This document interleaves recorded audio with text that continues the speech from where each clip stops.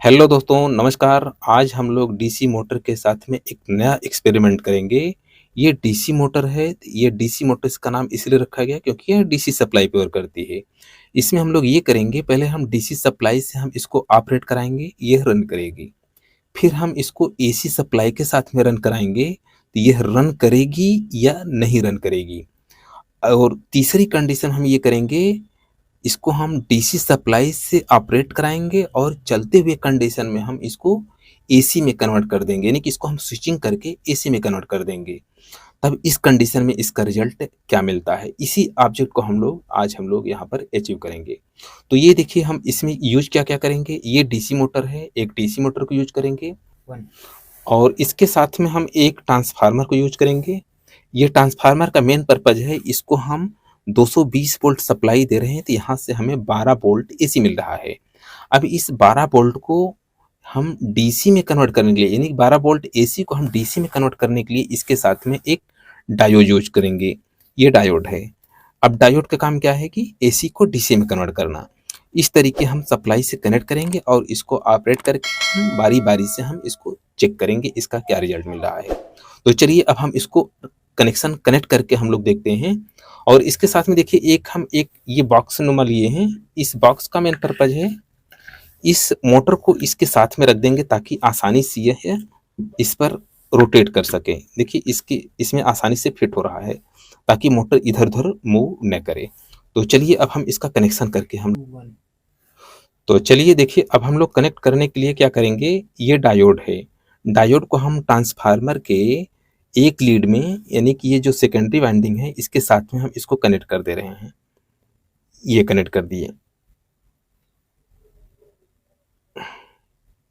ये कनेक्ट कर दिया गया।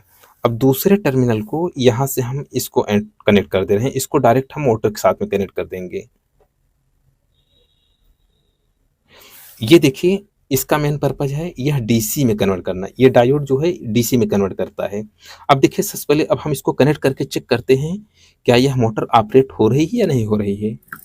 देखिए, इसको लगाने से यह मोटर चल रही है।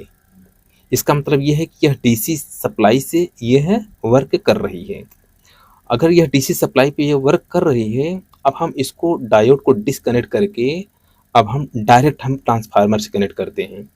तो क्या यह चल पाती है या नहीं चल पाती है, इसको हम लोग देखते हैं। अब देखिए इस डायोड तो चलिए देखिए, अब हम डायोड को हम बाहर निकालते हैं, इसको डिसकनेक्ट कर देते हैं।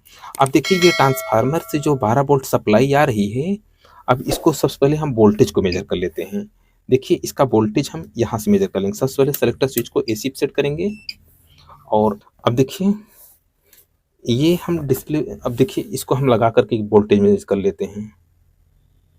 देखिए इसका वोल्टेज आ रहा है 13.44 के आसपास, यानी कि 13 वोल्टेज आ रहा है।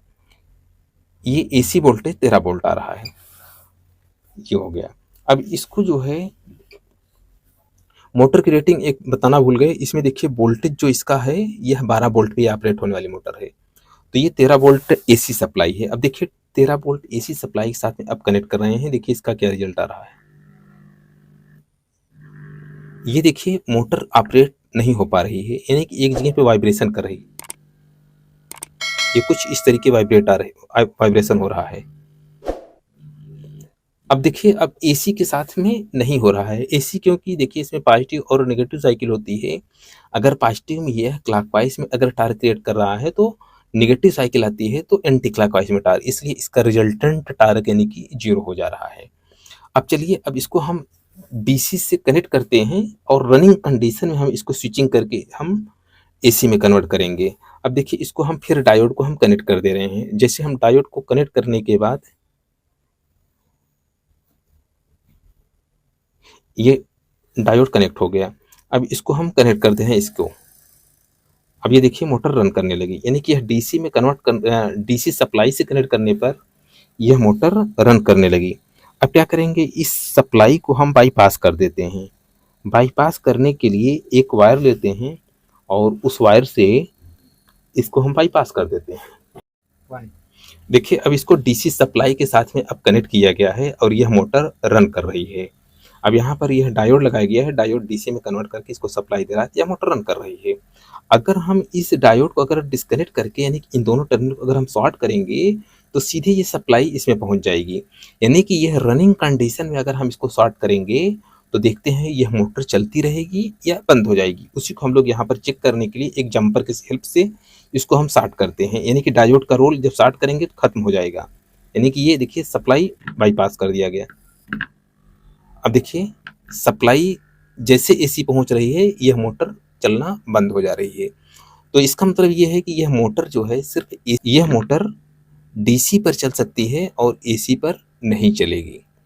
तो डीसी मोटर में हम ये कह सकते हैं कि डीसी मोटर अगर है तो यह डीसी सप्लाई पर ही वर्क करेगी। तो बस इस वीडियो को यहीं समाप्त करते हैं। यदि वीडियो पसंद आता है तो इसका फीडबैक लाइक शेयर सब्सक्राइब के रूप में जरूर दें। वीडियो देखने के लिए धन्यवाद।